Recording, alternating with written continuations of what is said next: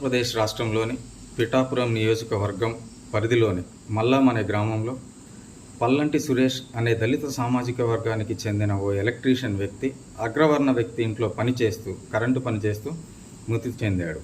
దీనికి సంబంధించిన గ్రామస్తులు అందరూ కలిసి 2,75,000 రూపాయలు ఇవ్వమని తీర్మానం చేయగా ఆ అగ్రవర్ణ వ్యక్తి అందుకు ఒప్పుకున్నాడు. తర్వాత ఇవ్వము, ఎందుకు ఇవ్వాలి అని చెప్పడం వలన అందరూ కలిసి డాక్టర్ బిఆర్ అంబేద్కర్ గారి విగ్రహాన్ని దగ్గర నిరసన తెలిపారు. దీంతో ఆగ్రహించిన కొంతమంది అగ్రవర్ణ వ్యక్తులు ఆ గ్రామ దళితులందరినీ బహిష్కరించారు. వాళ్ళకి ఎటువంటి సహాయ చేయకూడదని నిరాకరణ జరిగింది. దీనిపై ప్రభుత్వాలు ఎందుకు స్పందించడం లేదు? తక్షణమే అన్ని సంఘాలు కుల మత వర్ణాలకు వ్యతిరేకంగా దీనిపై స్పందించాలి. రాష్ట్ర హైకోర్టు, మానవ హక్కుల సంఘాలు, ఎస్సీ ఎస్టీ కమిషన్ తగు చొరవ తీసుకొని కేసు నమోదు చేయాలని డిమాండ్ చేస్తారు.